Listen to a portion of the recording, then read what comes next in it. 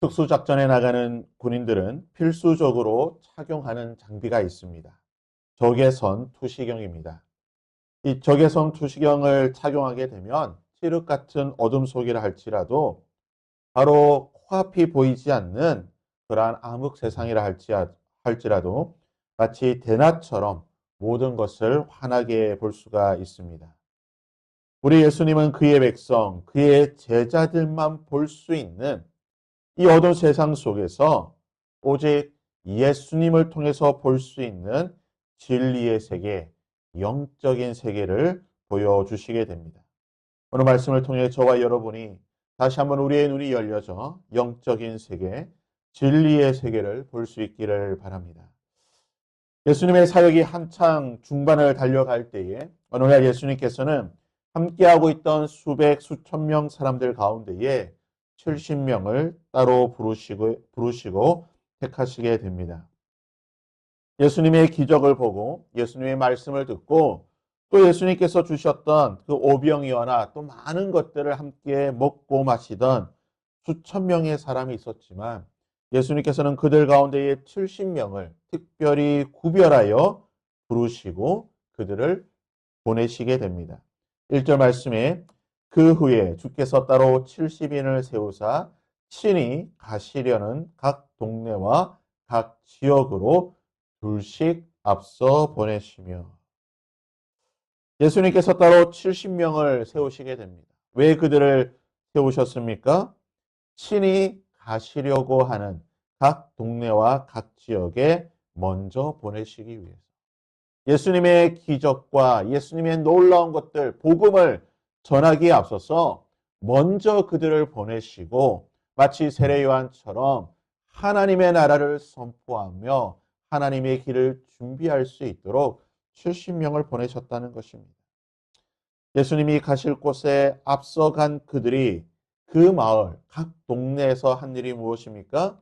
먼저는 어느 집에 들어가든지 먼저 말하되 이 집에 평안할지어다 하라. 예수님의 보내심을 받은 자들, 예수님께서 보내신 자들은 평안을 전하는 자들인 것입니다. 그들이 가는 곳마다 하나님의 평화, 샬롬이 있어야 된다는 것입니다. 하나님의 사람이 가는 곳에는 분쟁이 그치는 것이고 다툼이 멈추는 것이고 싸움이 끝나야 되는 것입니다. 하나님의 평안, 예수 그리스도로 말미암아 이 평안의 복음, 샬롬이 전해져야 한다는 것입니다. 그런데 이 평안, 예수님이 전하는 샬롬, 이것은 무엇을 통해 나타나는 것입니까? 예수님의 평안, 샬롬의 증거가 무엇입니까? 구절 말씀에 거기 있는 병자들을 고치고 또 말하기를 하나님의 나라가 너희에게 가까이 왔다 하라. 예수 그리스도의 평안은 거기에 있는 병자들이 고쳐지며 귀신들이 떠나가고 악한 영들이 결박당하고 하나님의 나라가 선포되는 것. 예수님께서 말씀하시는 하나님의 나라의 증거가 무엇입니까? 병자들의 고침을 받는 것입니다. 악한 영들이 떠나가는 것입니다. 더러운 귀신들이 쫓겨나는 것입니다. 하나님의 나라는, 하나님의 평안은 말의 혀에 있지 않다라고 예수님은 말씀하셨습니다. 그것은 바로 능력이며 눈에 보이는 가시적인 증거로 하나님의 나라가 임한다는 것입니다. 세상 나라도요, 각 나라의 평화를 지키기 위해서 수많은 군비 경쟁을 하게 되는 것입니다. 무기를 도입하게 되고 그들의 무장의 그런 수준을 높이게 되는 것이고 군인들을 늘려서 그들의 나라를 평화를 지키는 것입니다. 적보다 강한 힘을 가짐으로 평화를 누린다는 것입니다. 힘이 없는 평화는 없습니다. 이것은 영적인 세계도 마찬가지인 것입니다.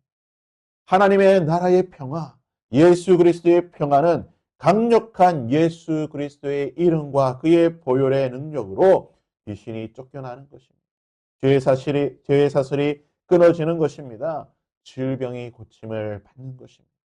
이것이 하나님의 나라의 평화의 증거이고 이러한 능력이 나타날 때에 하나님의 나라가 하나님의 평화가 그들 가운데 임한다는 것입니다. 그런데요, 이런 평화, 강력한 예수 그리스도의 이름과 그 보혈의 능력으로 말미암아 오게 되는 하나님의 평화, 이 평화를 가져다 주는 자가 누구입니까? 어떤 사람이 이 하나님의 나라의 평화를 선포할 수 있습니까? 예수님께서 보내신, 주께서 따로 세우신 70명입니다. 수천의 사람들 가운데에 예수 그리스도께서 70명을 따로 선택하시고 그들을 보내시며 그들에게 그러한 능력을 주셨다는 것입니다. 근데 그러한 자들이 누구입니까? 22절입니다. 내 아버지께서 모든 것을 내게 주셨으니 아버지 외에는 아들의 누구인지 아는 자가 없고 아들과 또 아들의 소원대로 계시를 받은 자 외에는 아버지가 누구인지 아는 자가 없나이다. 예수 그리스도의 보내심을 받은 자, 예수 그리스도의 능력을 가지고 갈 자가 누구입니까? 예수 그리스도가 누구입니까? 하나님의 계시가 임하여 예수 그리스도가 누구인지 아는 자가 이 능력을 가진다는 것입니다. 그렇다면 우리는 예수 그리스도를 어떻게 알 수가 있습니까?